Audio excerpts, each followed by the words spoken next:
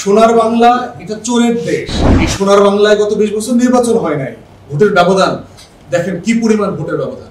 জালভুক্ত হওয়া উচিত না। আপনি তো ইংল্যান্ড না ভাই। এই সোনার বাংলায় গত 20 বছর নির্বাচন হয় নাই।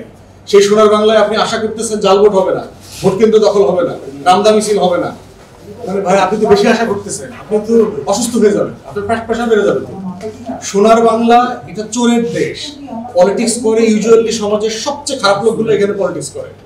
আমার 60-এর দশকের পলিটিক্স এখানে নাই, 70-এর দশকের পলিটিক্স তো নাই, 90-এর দশকের পরে সবচেয়ে বাজে ঠিকাদার প্রকৃতির ছেলেমেয়েরা পলিটিক্সে আসছে।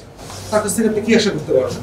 এটাই তো আমাদের লড়াই, এটাই তো গণ অভ্যুত্থান পরিষ্কার করে এই মেসেজটা দিয়েছে যে আমরা এই পুরাতন রাজনীতি চাই না। কিন্তু তারপরে দেখবেন যে এই ডাকসু নির্বাচনে প্রার্থীরা মোটা দাগে একজনকে যেভাবে সম্মান করে কথা বলছে, আলোচনা করছে, মোটা দাগে কোনো কিন্তু মারামারি হয়নি। আপনি ডাকসু নির্বাচন পিছিয়ে মারামারি হয় নাই, কোন হিস্ট্রি আছে আমাদের? তাহলে আপনি আগের যে কোনো সময়ের তুলনায় এটা বেস্ট ডাকসু নির্বাচন বলতে হবে, যে কোনো ডেফিনেশনে বেস্ট নির্বাচন। তো সেই তুলনায় আমরা বোধ করছি যে তবে এটা প্রশ্ন যে আমাদের ওখানে যেতে হবে জিরো জাল ভোট, জিরো ভোট কেন্দ্র দখল, জিরো মারামারি, জিরো ভায়োলেন্স। এইখানে আমরা গ্রাজুয়ালি যেতে চাই, কিন্তু সেটা এত তাড়াতাড়ি মনে আমরা আশা করতে পারবো না।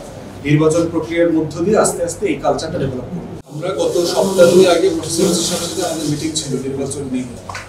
ওনাকে প্রচন্ড দৃঢ় চেতা মনে হয়েছে, সে ডিটারমাইন্ড হবে এবং একটা ভালো নির্বাচন করতে হবে তাকে। বাট এট টাইম তিনি এইগুলোর সাথে একমত যে আইন শৃঙ্খলা বাহিনীর পুরোপুরি নিয়ন্ত্রণ তাদের উপরে নাই। বাংলাদেশে সশস্ত্র বাহিনী, গোয়েন্দা সংস্থা, তারপরে প্রশাসন, তাদের উপরে যেই লেভেলের নিয়ন্ত্রণ কর্তৃত্ব থাকার কথা ছিল সরকারের, সেটা নাই। এবং এইটাকে তারা এখন থেকে অ্যাড্রেস করছেন করে কি করবেন। এবং দেখলাম প্রফেসর ইউনূস নিজে নোট নিয়েছেন, এগুলো প্রত্যেকটা বিষয়ে আমরা কথা বলেছি, উনি এগুলোর সাথে একমত হয়েছেন, নোটও নিয়েছেন এবং উনি এখন কাজ করবার চেষ্টা করছেন। বলছি যে আমরা এখন সবাই মিলে বসতেছি যে আমরা এটা অ্যাড্রেস কিভাবে করবো। এই চ্যালেঞ্জটা আছে, নির্বাচন কমিশনকে আমরা বলেছি। তবে সরকার যদি একটা জিনিসে আন্তরিক হয়, সাধারণত সেটা করা সম্ভব।